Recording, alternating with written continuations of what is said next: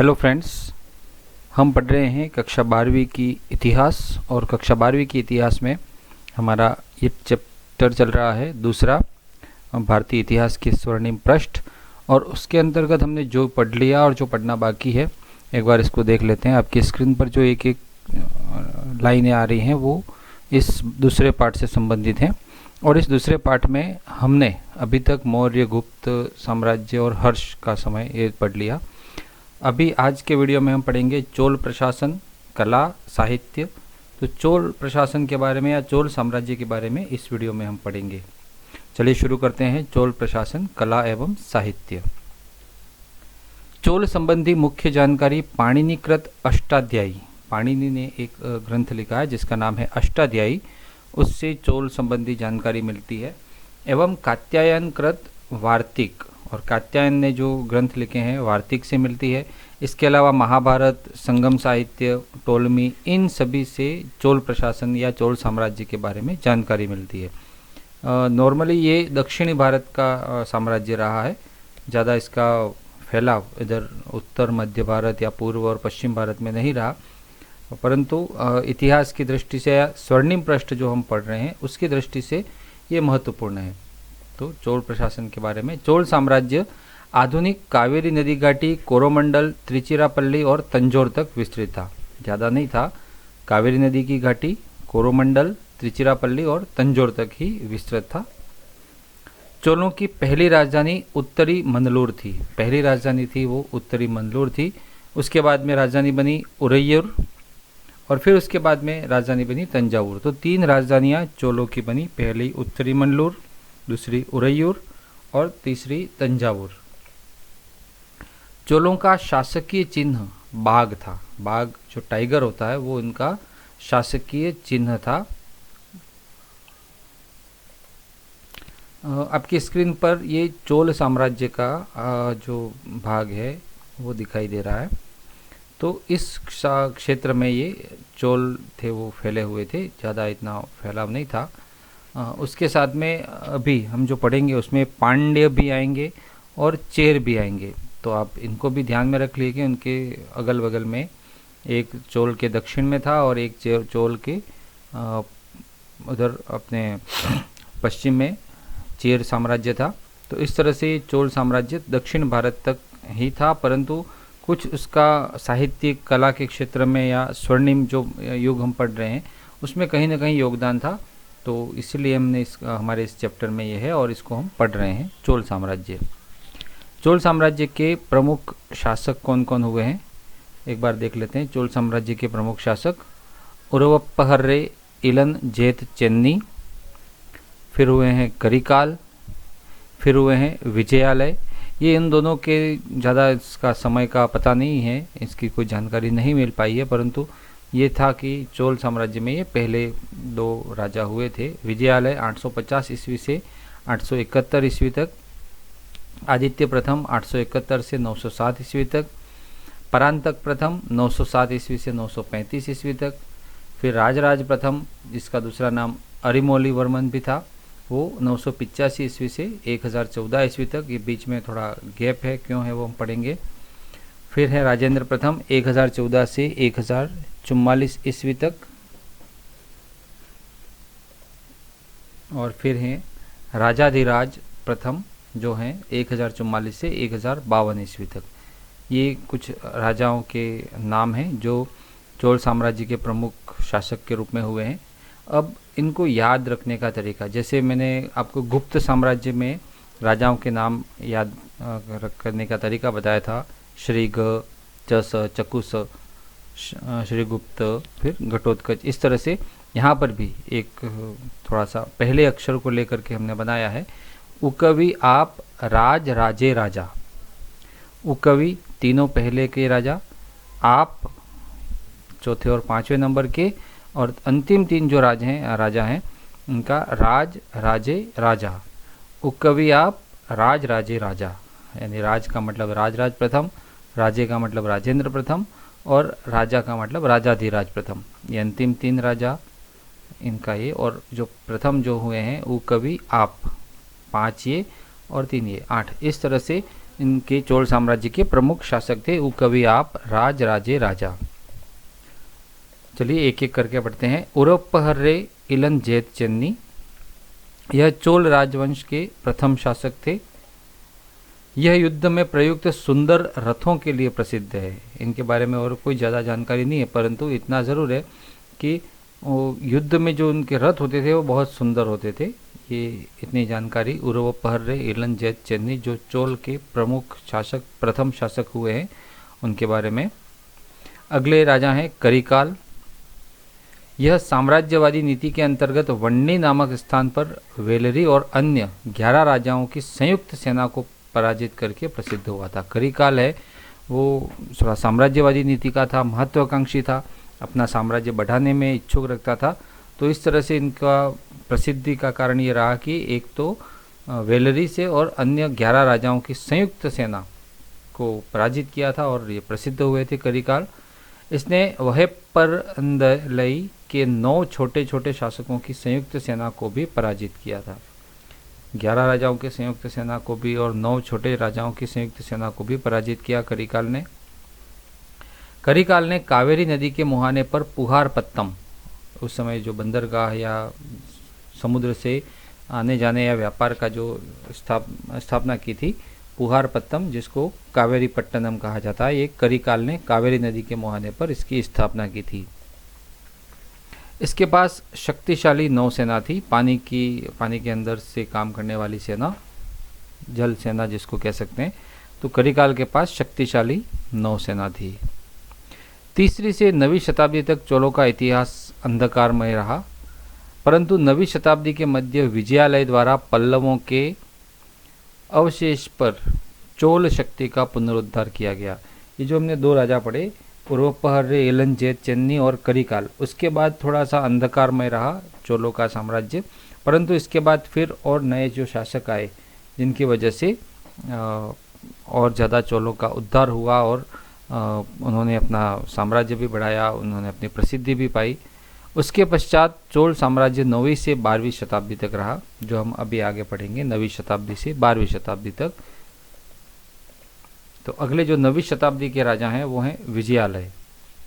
9वीं शताब्दी क्यों कहते हैं, ये मैंने पहले भी बताया कि शताब्दी, जैसे ये 9वीं शताब्दी कहा है या अभी हम 21वीं शताब्दी में हैं, तो ये मैंने आपको बताया था कि 800 से 900 का जो समय पीरियड होता है, अमूमन अपन अंदाज से आपको याद रखने के लिए ये बता देता हूँ कि 800 से 900 सन जो है वो 9वीं शताब्दी कही जाएगी। फिर 900 से 1000 तक की शताब्दी है वो जो है वो 10वीं शताब्दी कही जाएगी।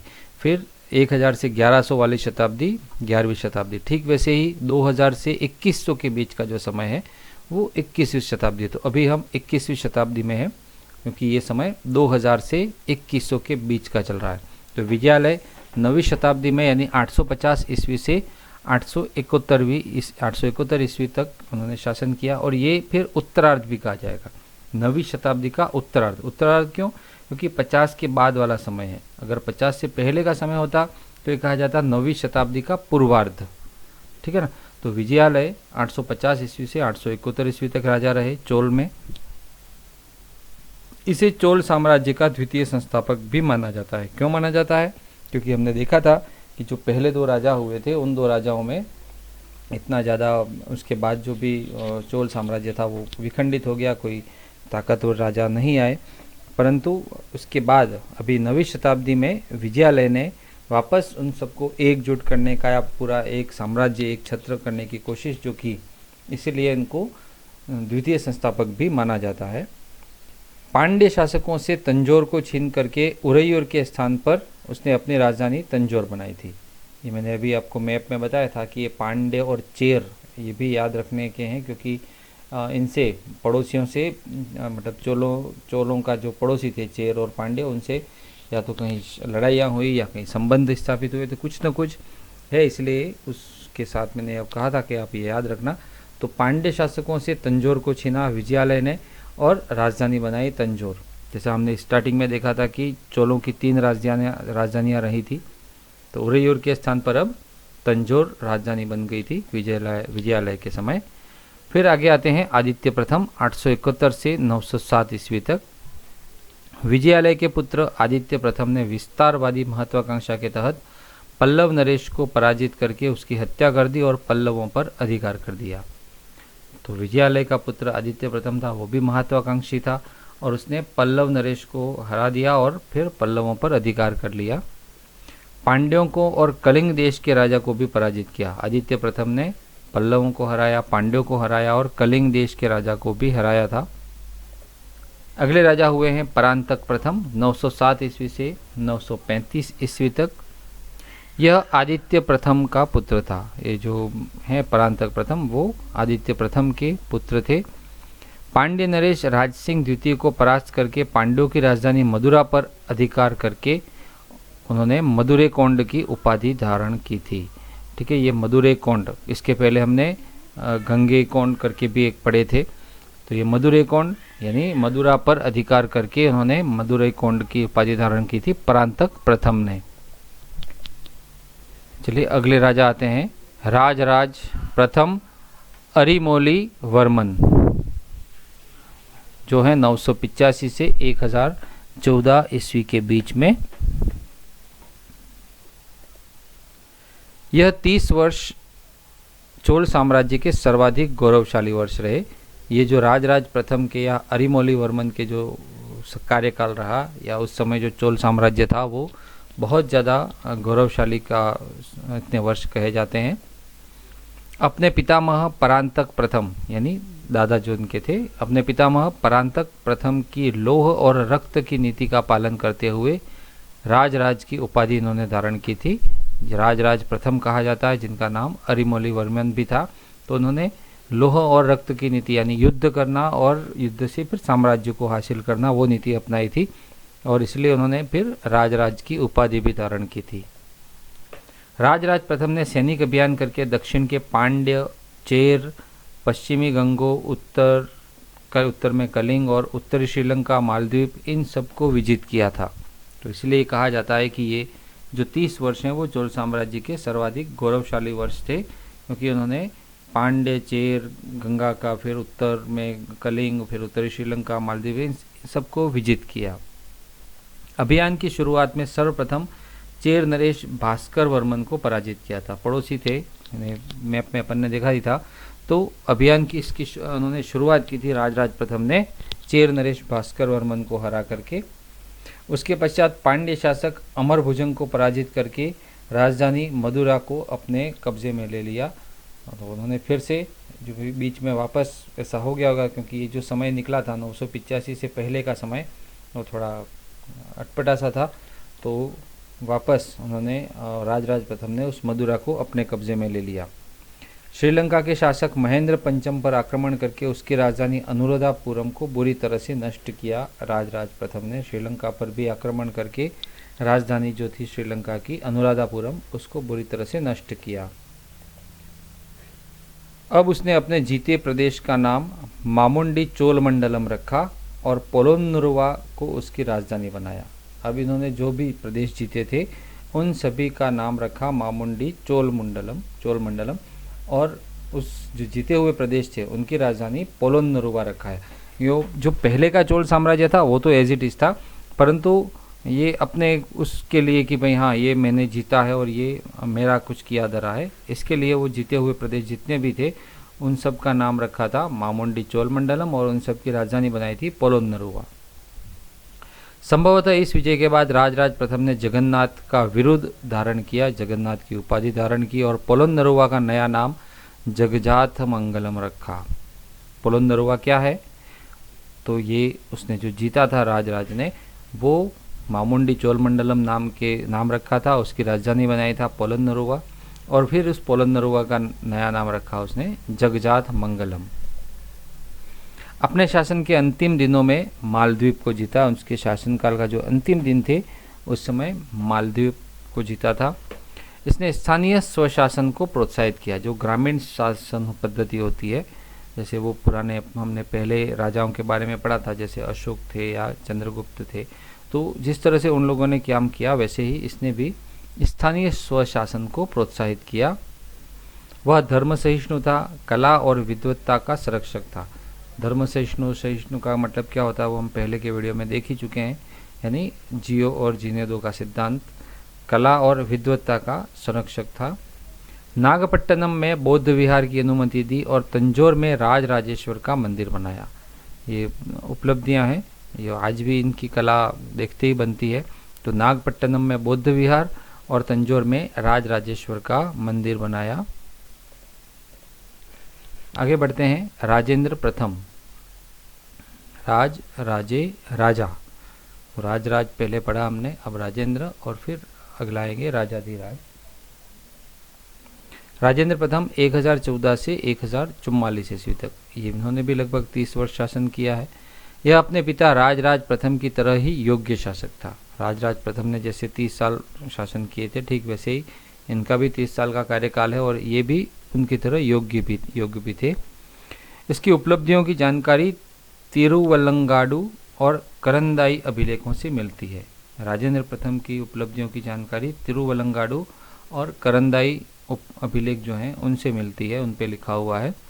इसने अपने विजय अभियान में पश्चिमी चालुक्यों, पांड्यों और चेरों को पराजित किया। फिर से पश्चिम में जो चालुक्य थे, पांड्य थे और चेर थे, इनको पराजित किया राजेंद्र प्रथम ने। 1017 ईस्वी में सिंहल, जो आजकल हम श्रीलंका कहते हैं, सिंहल के विरुद्ध अभियान करके महेंद्र पंचम को परास्त करके संपूर्ण सिंहल राज्य को अपने अधिकार में ले लिया। तो पहले के राजाओं ने हराया था श्रीलंका को, सिंहल को, परंतु इसने पूरा सिंहल राज्य था वो अपने अधिकार में ले लिया, अपने क्षेत्र महासाम्राज्य में मिला लिया। उत्तर पूर्वी भारतीय प्रदेशों को जीतने के लिए विशाल हस्ती प्रधान सेना का इस्तेमाल किया। हस्ती प्रधान यानी जो जिसमें हाथी ज़्यादा थे, ऐसी सेना का इस्तेमाल उत्तर पूर्वी भारतीय प्रदेशों को जीतने के लिए इस सेना का इस्तेमाल किया। बंगाल के गांगेय क्षेत्र तक विजय अभियान किए। बंगाल का जो गंगा का इलाका है वहाँ तक विजय अभियान किए थे उन्होंने, परंतु जैसे हमने मैप में देखा था कि वो हमने दक्षिण भारत में ही दिखा था, तो वो था वो परमानेंट का था और ये कुछ समय के लिए जीता और फिर उसके बाद वापस वो अलग हो गए, दूर हो गए। तो इस यहाँ तक सीमित रहते हैं ये जब तक राजेंद्र प्रथम है तब तक, फिर उसके बाद वो क्षेत्र वापस उसके सामंत या उसके राजा हैं वो ले लेते हैं। बंगाल के पाल शासक महिपाल को पराजित किया। गंगा घाटी अभियान के बाद गंगे कोंड चोल की उपाधि धारण की। अभी हमने थोड़ी देर पहले एक मदुरै कोंड को पढ़ा था जिसने मदुरा पर अधिकार किया था, तो मदुरै कोंड की उपाधि धारण की थी। ठीक वैसे ही इन्होंने, राजेंद्र ने गंगे कोंड चोल की उपाधि प्राप्त की और विजय स्मृति में इस गंगा तक उन्होंने अभियान किया। इस विजय की स्मृति में, उसकी याद में कावेरी के तट पर गंगे कोंड चोलपुरम नामक नई राजधानी बनाई। जीता तो जीतने के बाद एक नई राजधानी बनी गंगे कोंड चोलपुरम। और गंगे कोंड चोलपुरम क्यों? क्योंकि उन्होंने अपने उपाधि धारण की थी गंगे कोंड चोल। और उपाधि क्यों धारण की थी? क्योंकि गांगेय क्षेत्र तक, बंगाल का गंगा नदी तक का जो इलाका है वहाँ तक उन्होंने विजय अभियान किए थे, वहाँ पर जीत हासिल की थी। सिंचाई के लिए चोलगंगम नामक एक बड़े तालाब का भी निर्माण किया।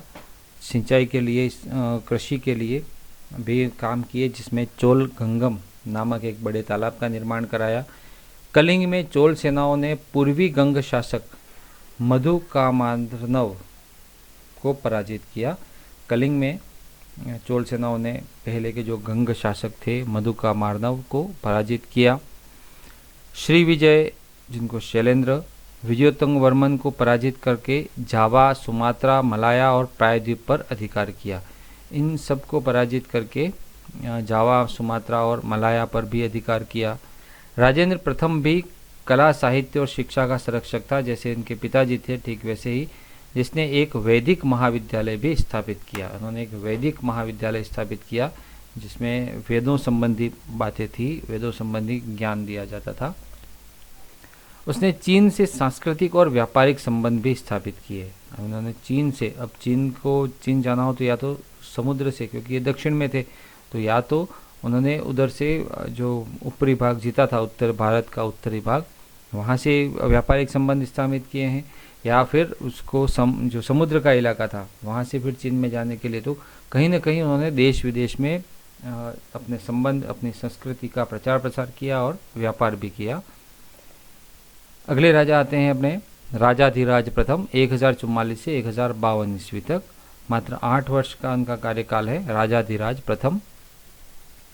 इस राजेंद्र प्रथम के पुत्र ने, ये राजेंद्र प्रथम के पुत्र थे, तत्कालिक चालुक्य नरेश सोमेश्वर को पराजित करके चालुक्य राजधानी कल्याणी पर अधिकार किया। ठीक है, किसी न किसी की एक न एक उपलब्धि रहती है और वो राजधानी को अधिकार में ले लेते हैं। इस विजय के उपलक्ष्य में राजाधिराज ने विजय राजेंद्र की उपाधि धारण की। तो सबने अपनी अपनी उपाधियाँ, मधुरे कोंड, गंगे कोंड चोल, और अब इन्होंने आ गए राजाधिराज ने विजय राजेंद्र की उपाधि धारण की। तो सबके ये उपाधियाँ भी याद रखने की, किसने कौन सी उपाधि धारण की और कब धारण की, किस उपलक्ष्य में धारण की। 1052 ईस्वी में कोप्पम के युद्ध में लड़ते हुए इसकी मृत्यु युद्ध क्षेत्र में ही हो गई। 1052 में युद्ध क्षेत्र में लड़ते हुए राजाधिराज प्रथम की मृत्यु हो गई। और उसके बाद इसके छोटे भाई राजेंद्र द्वितीय 1052 से 1064 ईस्वी तक इन्होंने शासन किया और इन्होंने तुरंत युद्ध क्षेत्र में ही अपना राज्याभिषेक करवा दिया। जब इनकी मृत्यु हो गई राजाधिराज प्रथम की, तो तभी युद्ध क्षेत्र में ही अपना राज्याभिषेक करवा दिया। इसके पश्चात वीर राजेंद्र 1064 से 1070 ईस्वी तक शासक बना। इनके बाद राजेंद्र द्वितीय के बाद वीर राजेंद्र बना और पश्चिम के चालुक्यों को कुंडल संगम के मैदान में पराजित करके तुंगभद्रा नदी के किनारे विजय स्तंभ की स्थापना की। तुंगभद्रा नदी के किनारे विजय स्तंभ की स्थापना किसने की? तो उसका उत्तर है वीर राजेंद्र ने। और कब की थी? जब उन्होंने पश्चिम के चालुक्यों को कुंडल संगम के मैदान में हराया था। तो तुंगभद्रा नदी के किनारे विजय स्तंभ की स्थापना की है वीर राजेंद्र ने। 1070 ईस्वी में अधिराजेंद्र शासक बना, लेकिन जन विद्रोह में उसकी हत्या हो गई। 1070 में इसके बाद अधिराजेंद्र शासक बना, परंतु लोगों ने विरोध करके, विद्रोह करके उसकी हत्या हो गई, उसकी हत्या कर दी गई। तत्पश्चात राजेंद्र द्वितीय कुलोत्तुंग प्रथम नाम से शासक बना। फिर बना राजेंद्र द्वितीय, जो कुलोत्तुंग प्रथम के नाम से शासक बना था। कुलोत्तुंग को शुंग मतवीर्त अर्थात करों को हटाने वाला कहा गया है। ये एक छोटा प्रश्न बन सकता है 1 नंबर का कि कुलोत्तुंग को क्या नाम दिया गया? तो उसका अर्थ है शुंग मतवीर्त। और शुंग मतवीर्त का अर्थ क्या होता है? तो ये इसका अर्थ होता है करों को हटाने वाला। तो ये चोल राजाओं में एक राजा भी हुए हैं कुलोत्तुंग, जिन्होंने करों को हटाया था, टैक्स को हटाया था। इस वंश का अंतिम शासक राजेंद्र तृतीय था 1250 से 1279 ईस्वी। तो 1279 ईस्वी में चोल वंश की समाप्ति हो जाती है। लगभग 1279 ईस्वी में पांड्यों ने चोल राज्य पर अधिकार करके इसे समाप्त कर दिया। जो पड़ोस में ही थे और जिनके ऊपर यदा कदा चोलों ने आक्रमण भी करते रहे, उन्हीं पांड्यों ने 1279 ईस्वी में चोल वंश को या चोल राज्य को समाप्त कर दिया। अब ये तो प्रमुख राजा थे चोल राज्य के, चोल प्रशासन के। अब हम चोल प्रशासन जो था वो किस तरह से काम करता था वो पढ़ते हैं। चोल प्रशासन यह 3 प्रकार से वर्गीकृत था: केंद्रीय प्रशासन, प्रांतीय प्रशासन और स्थानीय प्रशासन। इसके पहले हमने कई राजाओं में देखा था कि केंद्रीय और प्रांतीय 2 प्रकार का प्रशासन था।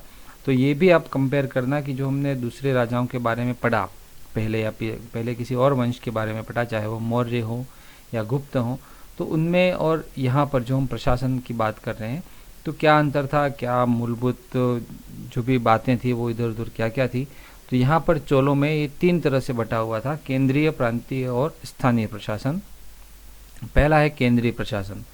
यह राजतंत्रात्मक एवं वंशानुगत था। जैसे हमने देखा था कि एक राजा और फिर उसके बाद दूसरा राजा उसका बेटा, फिर उसके बाद तीसरा राजा उसका बेटा, इस तरह से ये राजतंत्रात्मक कहलाता है। जो राजा के पुत्र राजा बनते हैं। वंशानुगत था, पीढ़ी दर पीढ़ी चलने वाला था। राजा की सहायता हेतु अनेक अधिकारीगण थे, जिनको हम मंत्री कह सकते हैं, मंत्री परिषद कह सकते हैं, दरबारी कह सकते हैं, जो राजा की सहायता के लिए थे। राजा की निजी सहायकों को उद्म कुटुंब कहा जाता था। निजी सहायक जो होते थे, उनके पर्सनल सेक्रेटरी या पर्सनल असिस्टेंट, उनको कहा जाता था उद्म कुटुंब। राजा के निजी सहायकों को उद्म कुटुंब कहा जाता था। और प्रधान सचिव को ओले नायकम कहा जाता था। जो उनका प्रधान सचिव होता होगा उसको ओले नायकम कहते थे। तो ये नाम थोड़े से अटपटे हैं, पर आपको याद जरूर रखने हैं। उद्म कुटुंब, राजा के निजी सहायक और प्रधान सचिव ओले नायकम। उच्च स्तरीय अधिकारों को पेरुनंदनम कहते थे। जो बड़े अधिकारी होते थे उनको पेरुनंदनम और निम्न स्तरीय अधिकारी को सिरुतरम कहते थे। तो पेरुनंदनम बड़े अधिकारी और सिरुतरम छोटे अधिकारी। तो कुछ नाम आए, उद्मकुटुम राजा के निजी सहायक, ओले नायकम प्रधान सचिव, पेरुनंदनम उच्च स्तरीय अधिकारी और सिरुतरम निम्न स्तरीय अधिकारी। ये था चोल प्रशासन जो 3 भागों में बटा हुआ था, और पहला केंद्रीय प्रशासन। अब है अगला प्रांतीय प्रशासन, जिसको हम राज्य स्तर कह सकते हैं समझने के लिए। साम्राज्य विभिन्न प्रांतों में विभाजित था जिन्हें मंडलम कहा जाता था, और ऐसा हमने मौर्यों में भी पढ़ा था और गुप्त में भी पढ़ा कि जो साम्राज्य अलग अलग प्रांतों में विभाजित था। यहाँ पर जो हम चोल साम्राज्य पढ़ रहे हैं उन प्रांतों को यहाँ मंडलम कहा जाता है। मंडलम के प्रशासक को मंडल मुंडाली कहते थे। मंडलम का जो प्रशासक होता था उसको मंडल मुंडाली कहते थे। जितने भी मंडलम बने होंगे या प्रांत, मंडल मुंडाली राज परिवार के सदस्य होते थे जिन्हें राजा नियुक्त करता था। और ये जो मंडल मुंडाली हैं जो प्रांतों को अपने शासन में रखते थे वो राज परिवार के ही सदस्य होते थे और उनकी नियुक्ति भी राजा करता था। प्रांतों का विभाजन क्रमशः वलनाडु, जिसको कोट्टम कहा जाता है, प्रांत, फिर वलनाडु में, फिर नाडु में जिसको जिला कहा जाता है, और जिले हैं फिर वो कुर्रम में, ग्राम समूह में, और अंत में ग्राम होता था। तो इसको हम कह सकते हैं, जैसे समझने के लिए वलनाडु या कोट्टम हो गया संभाग। अब एक संभाग में 10 जिले, 8 जिले, 9 जिले, इस तरह से उस वलनाडु के अंतर्गत आ गए नाडु जिला जिसको कहते हैं, और फिर जिलों के अंदर आ गए ब्लॉक, पंचायत समितियां समझ सकते हैं हम, कुर्रम जिसको कहते हैं गांवों का समूह, और उसके अंत में होते थे ग्राम। तो ये एक तरह का जैसे हमारा आजकल की जो प्रशासन व्यवस्था चलती है ठीक वैसा ही उस समय भी था कि पहले तो प्रांत, प्रांत के बाद वलनाडु, कोट्टम जिसको संभाग कह सकते हैं समझने के लिए, फिर नाडु जिला, और कुर्रम गांवों का समूह, ब्लॉक या पंचायत समिति, और अंत में गांव होता था। और ये जो नाडु है, ये नाडु शब्द आपने पढ़ा सुना होगा, जो अपने राज्य है तमिलनाडु, तो ये नाडु का मतलब होता है जिला। ये उस समय से ये शब्द चला आ रहा है, नाडु शब्द। अब है स्थानीय प्रशासन। ग्रामीण और नगरीय स्तर पर स्थानीय स्वायत्त व्यवस्था थी। जो अंतिम कड़ी है प्रशासन की वो गांव या नगर होता है, तो वहाँ स्थानीय स्वायत्त व्यवस्था थी। यह प्रतिनिधि संस्थाओं, ऊर, सभा या महासभा एवं नगरम द्वारा संचालित होते थे। जो नगर हैं वहाँ पर नगरम नामक संस्था होती थी, और जो गांव होंगे वहाँ ऊर, सभा या महासभा होती थी, जो उस गांव की व्यवस्था या उस नगर की व्यवस्था का काम करती थी, प्रशासन की काम करती थी। इसके निर्वाचित सदस्यों को पेरुमक्कल कहा जाता था। ये जो प्रतिनिधि सभाएं थी, ऊर, सभा, महासभा, नगरम, इनमें जो निर्वाचित सदस्य आते थे उनको पेरुमक्कल कहा जाता था। इन सदस्यों की समितियां बनी होती थी जिन्हें वारियम कहा जाता था। अभी जितने भी सदस्य बन करके आए निर्वाचित सदस्य, जैसे मान लीजिए एक नगरम में 50 सदस्य चुन करके आए, तो उन सब की समितियां बनी होती थी और उन समितियों को वारियम कहा जाता था। वारियम के माध्यम से कर वसूली, देखरेख, न्याय, प्रशासनिक आदि कार्य थे। तो जैसे 50 जने आए और 10 ये समितियां बन गई या वारियम बन गई, तो उसमें प्रत्येक में 5-5 जने हो गए, तो उन सबका अलग अलग काम था। जो 10 समितियां बनी, तो जैसे एक समिति है वो कर वसूली का काम करेगी, दूसरी देखरेख का काम करेगी, तीसरी न्याय संबंधी काम करेगी, चौथी प्रशासनिक काम करेगी। इस तरह से ये सब समितियां जो वारियम बनी हुई थी वो ये काम करती थी। उर सामान्य वयस्क पुरुष करदाताओं की सभा थी। ये हमने अभी प्रतिनिधि संस्था पढ़ी थी उर, तो उर थी वो वयस्क पुरुष जो थे करदाता थे उनकी सभा थी। सभा या महासभा में सिर्फ ब्राह्मण सदस्य होते थे। सभा या महासभा जो होती थी उसमें केवल और केवल ब्राह्मण सदस्य होते थे, और उर में जो वयस्क पुरुष करदाता थे वो होते थे। वस्तुतः ग्राम लघु गणतंत्र ही थे। जो गांव थे वो छोटे गणतंत्र ही थे, क्योंकि वहाँ पर ये समितियाँ बनी होना या अलग अलग डिपार्टमेंट काम करना, तो एक तरह से ये गणतंत्रात्मक जो गांव थे वो थे वहाँ पर। क्योंकि वहाँ जो केंद्रीय प्रशासन में तो राजतंत्रात्मक था, परंतु स्थानीय प्रशासन में जो अंतिम कड़ी है अपनी गांव, वो लघु गणतंत्र थे। अब है आगे सैन्य संगठन। जो चोल थे उनका सैन्य संगठन किस प्रकार का था। विशाल सेना के 3 अंग थे, पदाति, अश्वारोही और गजारोही। पदाति यानी पैरों से चलने वाले, पद से चलने वाले, अश्वारोही यानी घोड़ों से चलने वाले, और गजारोही यानी हाथियों वाली सेना। तो 3 तरह की सेना थी, पैदल, घुड़सवार और अश्व यानी हाथी, गज के ऊपर यानी हाथी के ऊपर। कुंजीर मल्लर गजारोही दल को कहा जाता था। कुंजीर मल्लर किसको कहा जाता था? जो हाथियों का दल था उसको कुंजीर मल्लर कहा जाता था। कुदिरे चेवगर अश्वारोही दल को कहा जाता था। कुंजीर कुंज और ये हाथी, ये थोड़ा याद रखने के लिए ठीक है। ठीक वैसे ही कुदिरे चेवगर अश्वारोही दल घोड़ों का दल था। बिल्लीगढ़ धनुर्धारी दल को कहा जाता था। सेगुंदर भाला से प्रहार करने वाले को कहा जाता था। और वेलक्कोर राजा के अति विश्वसनीय अंगरक्षक को कहा जाता था। तो ये एक सेना का संगठन था जिसमें पैदल, घुड़सवार और हाथियों पर चलने वाले सैनिक थे, और इन सबके अलग अलग नाम थे। सेना की छावनियों को कड़गम कहा जाता था। जो सेनाएं रुकती थी कहीं पर एक जगह पर, उसको कड़गम कहा जाता था।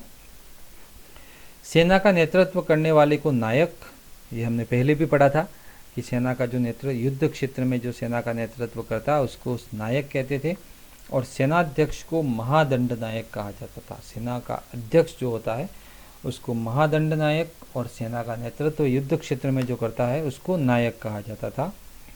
शक्तिशाली नौसेना के जहाज़ों को व्यापारिक और सैनिक दोनों कार्यों के लिए प्रयोग में लेते थे। जो नौसेना थी शक्तिशाली, वो 2 तरह से काम आता था, एक तो व्यापार के उद्देश्य से भी, और दूसरा सैनिक अभियान कहीं करना है तो उसके लिए भी।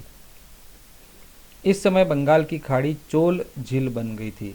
इस समय बंगाल की खाड़ी चोल झील बन गई, इसका मतलब ये था कि वहाँ तक चोलों का साम्राज्य फैला हुआ था, और वहाँ तक फिर बंगाल के पास व्यापार के लिए भी ये सुविधा मिल गई थी। महाबलीपुरम और कावेरीपट्टनम मुख्य चोल बंदरगाह थे। ये प्रमुख रूप से 2 बंदरगाह चोलों के थे, वो थे महाबलीपुरम और कावेरीपट्टनम। अब है न्याय व्यवस्था। चोल साम्राज्य की न्याय व्यवस्था किस तरह की थी? राजा सर्वोच्च न्यायाधीश होता था। जो भी राजा होता है वो सर्वोच्च न्यायाधीश होता था। धर्मासन भट्ट राजा स्मृति शास्त्र ज्ञाता ब्राह्मण से सहायता करके न्याय करता था। जो राजा है उसका नाम है धर्मासन भट्ट। ये उपाधि है कि धर्म के आसन के ऊपर विराजमान है राजा धर्मासन भट्ट राजा। और स्मृति शास्त्र ज्ञाता, जितनी स्मृतियाँ हैं ये हमने पढ़ा था, मनुस्मृति, याज्ञवल्क्य, नारद, ये जितनी उपस्मृतियाँ हैं उनके ज्ञाता ब्राह्मण से सहायता प्राप्त करके न्याय करता था कि कैसी सज़ा है और उसको किस तरह का कैसे उसने दंड किया, गलती की है या अपराध किया है, उस हिसाब से उसको सज़ा क्या देनी है वो स्मृति के आधार पर ब्राह्मण बताता था। नियमित न्यायालय का गठन किया गया। ग्राम न्यायालय और जातीय पंचायत का भी विधान था। नियमित न्यायालय का भी गठन हुआ था। गांवों के न्यायालय यानी छोटे स्तर पर भी न्यायालय होते थे, और जातीय पंचायत भी थी। जातीय पंचायत यानी पर्टिकुलर हर जाति का अपना अपना अलग समाज या उसका भी विधि विधान था। छोटे विवादों पर स्थानीय निगम निर्णय लेते थे। जो भी छोटे विवाद हो जाते थे जिसमें ज़्यादा कोई बड़ा नहीं और ज़्यादा दूर दराज जाना नहीं पड़े, तो उस छोटे विवादों पर स्थानीय निगम ही निर्णय लेते थे, जो ग्राम लेवल के हों या नगर लेवल के हों। आर्थिक और सामाजिक अपमान के दंड का विधान था। आर्थिक दंड का मतलब ये हो गया कि उसके पास कुछ रुपए या कुछ मुद्राएं लेकर के उसको अपमानित किया जाए या उसको दंड दिया जाए। और सामाजिक अपमान जो समाज से बहिष्कृत करके या जो भी अन्य सामाजिक लेवल के जो भी दंड थे, तो ये दोनों प्रकार के दंड थे, आर्थिक और सामाजिक अपमान के। प्रायः आर्थिक दंड काशू, सोने का सिक्का लिया जाता था। आर्थिक दंड में सोने का सिक्का लिया जाता था जिसको काशू कहते हैं। काशू क्या है चोल साम्राज्य में? तो इसका उत्तर है काशू सोने का सिक्का है जो आर्थिक दंड के रूप में लिया जाता था। अगला है राज्य की आय के स्रोत। हम ये चोल संबंधी बातें पढ़ रहे हैं। मुख्य साधन भू राजस्व था। इसके पहले के राजाओं में भी देखा हमने कि इनका जो राजकीय आय या राज्य की आय के स्रोत में भू राजस्व पहला नाम आता है। भू राजस्व से पहले भूमि का सर्वेक्षण, वर्गीकरण और नाप जोख कराया जाता था। कभी भी राजस्व लेना होता था तो उसके पहले उसकी ज़मीन को मापा जाता था, उसका सर्वेक्षण किया जाता था और उसमें क्या बोया गया है, कितनी उपज होगी, ये सब पहले नापा जोखा जाता था। राजराज प्रथम और कुलोत्तुंग के पैर के माप ही भूमि की लंबाई मापने की इकाई बनी। जमीन की जो लंबाई है वो मापने की इकाई राजराज प्रथम और कुलोत्तुंग का पैर का माप था। जैसे कितने पैर, तो 100 पैर, कितने पैर, तो 1000 पैर। इस तरह से ये इकाई बनी। जैसे हम अभी आजकल पढ़ते हैं ना कि 1000 फुट या 1000 वर्ग फीट, ये जो चीज़ें पढ़ते हैं वही वो पैर का माप। भूमि कर उपज का 1/3 हिस्सा हुआ करता था। जो टैक्स है जमीन का वो 1/3 हुआ करता था, 1/3 तीसरा हिस्सा। अन्य कर, अन्य कर में आयम राजस्व कर कहा जाता था, मनई इरे गृह कर कहा जाता था, कढ़ई इरे व्यापारिक प्रतिष्ठानों पर लगने वाला कर था, जितने भी व्यापारिक लोग थे उनके ऊपर भी एक कर था, कढ़ई अरे। फिर है मगन में व्यवसाय कर था, आजीविकाशु यानी आजीविका पर लगने वाला टैक्स या कर था, इनकम टैक्स जिसको कहते हैं, जितनी आय होती है उसके ऊपर लगने वाला टैक्स या कर। राजस्व विभाग का उच्च अधिकारी वरित पोत घकक कहलाता था। राजस्व विभाग के उच्च अधिकारी का नाम था वरित पोत घकक। अब पढ़ते हैं हम चोल कला। चोलों ने कला के रूप में भी काफ़ी कुछ काम किए। जैसे आपके सामने एक स्क्रीन के ऊपर जो दिख रहा है इसी मंदिर का चित्र, देखते हैं अपन आगे इन्होंने कला में क्या क्या उपलब्धियां हासिल की। चोल कला में, चोल कला एवं साहित्य जो हम पढ़ रहे हैं उसमें चोल कला में हम पढ़ेंगे अब कि किस तरह से नयनार, शैव और आलवार वैष्णव ने अपने भजनों से दक्षिण को आप्लावित किया। उस समय जब हमारे यहाँ अन्य किसी धर्म का या अन्य कोई बातें नहीं थी, उस समय 2 प्रमुख उपासक थे, एक तो शिव के उपासक और एक विष्णु के उपासक। जो शिव के उपासक थे उनको नयनार कहा गया और जो विष्णु के उपासक थे उनको वैष्णव या आलवार कहा गया। तो शैव या नयनार शिव के उपासक हैं और आलवार या वैष्णव हैं वो विष्णु के उपासक हैं। तो उन्होंने नयनार और आलवार दोनों ने अपने भजनों से दक्षिण को आप्लावित किया। चोल शैव धर्मानुयायी थे, यानी वो शिव को मानने वाले थे, परंतु वे धार्मिक सहिष्णु थे। धार्मिक सहिष्णुता का मतलब उनके राज्य में या उनके देश में अन्य धर्मों को मानने वाले लोग भी रहते थे और वो भी उनका उतना ही आदर सम्मान करते थे, जिससे शिव मंदिरों के साथ वैष्णव मंदिर भी बने, विष्णु के मंदिर भी बनाए और फिर जैन और बौद्ध विहारों को भी अनुदान दिया। तो कहीं ना कहीं ये धार्मिक सहिष्णुता बताती है कि वो किस तरह से धर्म सहिष्णु थे, जिन्होंने सभी धर्मों का आदर किया, सम्मान किया। चोल स्थापत्य की मुख्य देन मंदिर निर्माण है, जो द्रविड़ शैली के अंतर्गत हुए थे। चोलों ने जो मंदिर बनाए थे वो द्रविड़ शैली के अंदर बनाए गए और ये चोल स्थापत्य की ये मुख्य देन है। मंदिरों का निर्माण, मंदिरों को बनाने का जो तरीका था या उनकी जो कला थी, ये मुख्य देन रही। इन मंदिरों में विशाल वर्गाकार विमान होता है, मध्य में विस्तृत आंगन होता है, अलंकृत गोपुरम होता है, मंडप, अंतराल और सजावट के लिए पारंपरिक सिंह ब्रैकेट और संयुक्त स्तंभों का प्रयोग हुआ है। ये द्रविड़ शैली की या चोलों ने जो मंदिर बनाए उनका एक डिज़ाइन है कि इस मंदिर में क्या क्या होगा और इस मंदिर को किस तरह से बनाया जाएगा। जैसे अभी हमने देखा था एक चित्र में मंदिर का, उसमें आगे का भाग बहुत बड़ा विस्तृत आंगन था। प्रमुख मंदिरों में तिरुकट्टलाई का सुंदरेश्वर मंदिर, नरतमलाई का विजयालय चोलेश्वर मंदिर, राजराज का बृहदीश्वर मंदिर, राजेंद्र प्रथम का गंगेकोंड चोलपुरम और कोरगनाथ का ऐरादेश्वर और भुवनेश्वर त्रिभुवनेश्वर मंदिर हैं, वो प्रसिद्ध हैं। ये प्रमुख मंदिर हुए चोल कला के या चोल साम्राज्य के। तंजौर का राजराज प्रथम द्वारा निर्मित राजराजेश्वर या बृहदीश्वर मंदिर चोल स्थापत्य कला का चरमोत्कर्ष माना जाता है। तंजौर का एक मंदिर है जो राजराजेश्वर या बृहदीश्वर नाम से जाना जाता है, वो वास्तव में अनूठा है, इसलिए लिखा है कि ये चोल स्थापत्य कला का चरमोत्कर्ष माना जाता है। द्रविड़ शैली के इस मंदिर का निर्माण 1003 से 1111 ईस्वी के बीच हुआ। इसको बनाने में ही कितना समय लग गया, इस पे हम अनुमान लगा सकते हैं कि वो मंदिर कितना विशाल और कितना उत्कृष्ट रहा होगा। इस मंदिर का आयताकार प्रांगण 160 मीटर लंबा है और 80 मीटर चौड़ा है। काफ़ी लंबा आयताकार प्रांगण है जो स्टार्टिंग में होता है द्रविड़ शैली में। मंदिर का सर्वाधिक आकर्षक भाग गर्भगृह के ऊपर पश्चिम में बना 60 मीटर ऊंचा विमान, उसके ऊपर 3.50 मीटर ऊंचा पिरामिड आकार का शीर्ष भाग है। ये जो मंदिर बना गया है बृहदीश्वर मंदिर या राजराजेश्वर मंदिर, उसमें एक और ख़ास बात है कि उसके जो विमान बना हुआ है 60 मीटर ऊंचा, उसके ऊपर 3.5 मीटर ऊंचा और पिरामिड आकार का शीर्ष भाग है। मंदिर के आधार तल के वर्गाकार कक्ष में 2.25 मीटर चौड़ा प्रदक्षिणा पथ है। चारों तरफ प्रदक्षिणा करने के लिए प्रदक्षिणा पथ बनाया गया है जो काफ़ी चौड़ा है। गर्भगृह में एक विशाल शिवलिंग की स्थापना हुई है। तो बृहदीश्वर मंदिर या राजराजेश्वर मंदिर है वो शिव जी का मंदिर है, शिवलिंग वहाँ स्थापित हुआ है।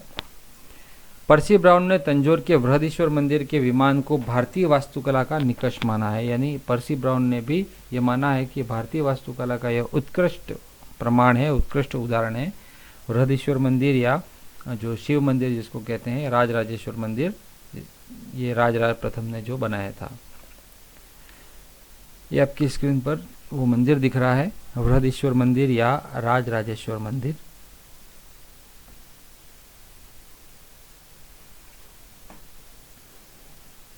ये तरीका है वहाँ जो चोल साम्राज्य हुआ उनके द्वारा जो मंदिर को बनाया गया था, वाकई में बहुत सुंदर मंदिर है। गंगेकोंड चोलपुरम के मंदिर का निर्माण राजराज के पुत्र राजेंद्र प्रथम ने करवाया। दोनों का नाम याद रखना है, जो बृहदीश्वर या राजराजेश्वर मंदिर किसने बनाया और गंगेकोंड चोलपुरम का मंदिर किसने बनाया। तो ये राजराज के पुत्र राजेंद्र प्रथम ने इसका निर्माण कराया था। इस मंदिर का आधार 105 मीटर लंबा और 50 मीटर चौड़ा है। ये जो मंदिर है उसका आधार 105 मीटर लंबा और 50 मीटर चौड़ा है। इसका 8 मंजिला विमान लगभग 50 मीटर ऊंचा 8 मंजिला विमान बना हुआ है गंगेकोंड चोलपुरम का। इस मंदिर को द्रविड़ चोल मंदिर कला की परिणति कहा जाता है। द्रविड़ चोल मंदिर कला वही जो हम पढ़ रहे हैं अभी, द्रविड़ चोल मंदिर कला, और उसकी एक परिणति माना जा सकता है गंगेकोंड चोलपुरम को। चोल कला का प्रभाव इंडो चीन तथा पूर्व के देशों पर भी पड़ा और इसका उदाहरण है अंगकोर वाट जो कंबोडिया में है और इतना प्रसिद्ध है। आपने कई बार नेट पर सर्च करके भी देखा होगा कि कितना विशाल मंदिर है और कितनी भव्यता लिए हुए है, जो आज से कई सालों पहले बना हुआ है अंगकोर वाट का मंदिर। यहाँ पर है गंगेकोंड चोलपुरम, जो इसके पहले हमने देखा था एक और मंदिर बृहदीश्वर या राजराजेश्वर मंदिर, पर यहाँ पर दूसरा आपके सामने स्क्रीन पर गंगेकोंड चोलपुरम का जो मंदिर है वो यहाँ पर आपको दिखाई दे रहा है आपकी स्क्रीन के ऊपर। आगे बढ़ते हैं अब। इस काल में तक्षण कला के उदाहरण हैं ब्रह्मा, विष्णु, नटराज, राजा रानियों आदि की पाषाण की, कांस्य की और अष्ट धातु की मूर्तियाँ। ये मूर्ति कला के उदाहरण हैं जिसमें ब्रह्मा जी के मंदिर, मूर्तियाँ, विष्णु की मूर्ति, नटराज, शिव की मूर्ति, राजा रानियों की, पत्थर की भी मूर्तियाँ बनी हैं, कांस्य की भी और अष्ट धातु की भी मूर्तियाँ हैं। धातु मूर्तियों में नटराज शिव की कांस्य की मूर्ति विशेष उल्लेखनीय है। एक हमारे आया था अर्धनारीश्वर रूप, कौन से काल में था और कौन से राजा के समय में था ये ज़रूर याद रखिएगा, इसके पिछले के वीडियो में आया था। अब यहाँ पर नटराज शिव की कांस्य की मूर्ति है, वो धातु मूर्तियों में उल्लेखनीय है चोल कला में। मंदिरों की दीवारों एवं छतों पर मूर्तिकला का प्रचुर प्रयोग हुआ है। जितने भी दीवारें हैं उन दीवारों के ऊपर मूर्तियाँ जो बनाई हैं उसका बहुत ज़्यादा उपयोग किया गया है। राजराज प्रथम ने अभिलेख ऐतिहासिक प्रशस्ति की प्रथा शुरू की। अभिलेख ऐतिहासिक प्रशस्ति का मतलब होता है कि अपने बारे में वो जहाँ पर भी लिखवाना हो, अभिलेख ऐतिहासिक प्रशस्ति की जो प्रथा है वो शुरू की थी। राजराज प्रथम ने शैलेंद्र शासक श्रीमान विजयोत्तुंग वर्मन को नागपट्टनम में चूड़ामणि नामक बौद्ध विहार बनाने की अनुमति दी और सहायता दी। अभी युद्ध में थोड़ी देर पहले हमने देखा था कि वहाँ पर उनको जीता था, तो और यहाँ पर फिर बौद्ध विहार बनाने की अनुमति भी दी और सहायता भी दी राजराज प्रथम ने। राजराज प्रथम धर्म सहिष्णुता, जिसका उदाहरण राजराजेश्वर मंदिर की दीवारों पर बौद्ध प्रतिमाएं हैं। राजराज प्रथम जो था वो धर्म सहिष्णु था और इसका उदाहरण ये है कि राजराजेश्वर मंदिर की दीवारों के ऊपर बुद्ध की प्रतिमाएं लगी हुई हैं। अब बढ़ते हैं हम आगे चोल साहित्य के बारे में। जो किताबें लिखी, ग्रंथ लिखे या काव्य लिखे गए वो साहित्य में आता है। तो चोल शासक शिक्षा एवं साहित्य के संरक्षक थे। ये हमने पहले भी देखा था कि वो विद्या के, विद्वत्ता के, शिक्षा के और साहित्य के संरक्षक थे। तमिल और संस्कृत भाषा का प्रचलन था, जिसमें तमिल को राजाश्रय प्राप्त था, राजा का आश्रय प्राप्त था तमिल भाषा को। संस्कृत को राजा का आश्रय प्राप्त नहीं था, परंतु उस समय दोनों भाषाओं का चलन था, तमिल और संस्कृत। कुलोत्तुंग तृतीय के दरबार में रहने वाले कंबन ने रामावतार नामक ग्रंथ की रचना की थी। रामावतार ग्रंथ की रचना किसने की थी? तो उसका उत्तर है कंबन। और ये किसके दरबार में थे कंबन? तो कुलोत्तुंग तृतीय के दरबार में रहने वाले थे। इनके काल को तमिल साहित्य का स्वर्ण काल माना जाता है। कुलोत्तुंग तृतीय का काल तमिल साहित्य का स्वर्ण काल कहा जाता है। तो चोलों में किसके शासनकाल को तमिल साहित्य का स्वर्ण काल कहते हैं? तो उसका उत्तर है कुलोत्तुंग तृतीय। कुलोत्तुंग प्रथम के राजकवि जैनोद्गार ने कलितुंग पर्णी नामक ग्रंथ की रचना की थी। कलितुंग पर्णी की रचना किसने की थी? तो इसका उत्तर है कुलोत्तुंग प्रथम के जो राजकवि थे झेंगोंदार, उन्होंने कलितुंग पर्णी की रचना की थी। शेक्किलार का परिया पुराणम और पुलगेंदी का नलबेम्ब इसकी महत्वपूर्ण रचनाएं हैं। एक इसके जो लेखक हैं और उनकी जो कृति है उनका नाम याद रखिएगा। शेक्किलार का परिया पुराणम और पुलगेंदी का नलबेम्ब, ये महत्वपूर्ण रचनाएं हैं। बुद्ध मित्र का वीरासोलियम, पबंदी का नंदोर आदि व्याकरण ग्रंथ भी महत्वपूर्ण है। ठीक है, बुद्ध मित्र ने लिखा थी वीरासोलियम और पबंदी ने लिखी थी नन्नौर। ये व्याकरण ग्रंथ हैं जो बहुत प्रसिद्ध हुए। जैन ग्रंथों में तिस्कर देवर का जीवक चिंतामणि, बौद्ध ग्रंथों में कुंडलकेशी, ये महत्वपूर्ण है। तो जैन ग्रंथ में एक ग्रंथ लिखा गया था तिस्कर देवर और जीवक चिंतामणि, और फिर बौद्ध ग्रंथों में लिखा गया था कुंडलकेशी। तो इस तरह से चोल साहित्य की परंपरा भी बड़ी अनूठी रही है। चाहे कुछ क्षेत्र पर ही उन्होंने शासन किया हो और कुछ राजाओं ने तो काफ़ी अपना साम्राज्य फैला भी दिया था, फिर भी हम मानते हैं कि चोल साम्राज्य जो था वो भारत के इतिहास के स्वर्णिम पृष्ठों में आता है। तो एक बार फिर राजाओं के नाम देख लेते हैं। उरवप्पहर्रे, इलन, जैत चन्नी, करिकाल, विजयालय, आदित्य प्रथम, परांतक प्रथम, राजराज प्रथम, फिर राजेंद्र प्रथम और अंतिम है राजाधिराज प्रथम। और इनको याद रखने का तरीका एक बार फिर से देख लेते हैं। उ कवि, आप राज, राजे राजा। उ का मतलब हो गया उरवप्पहर्रे, इलन, जैत चन्नी। क का मतलब हो गया करिकाल, वी का मतलब विजयालय, आ का मतलब आदित्य प्रथम, प का मतलब परांतक प्रथम, राजराज प्रथम, राजेंद्र प्रथम और राजाधिराज प्रथम। तो इस तरह से ये चोलों के प्रमुख शासक हुए हैं। तो दोस्तों, आपको वीडियो कैसा लगा प्लीज़ कमेंट, लाइक, शेयर कीजिएगा और सब्सक्राइब अगर ना किया है तो उसे भी कर लीजिएगा। धन्यवाद।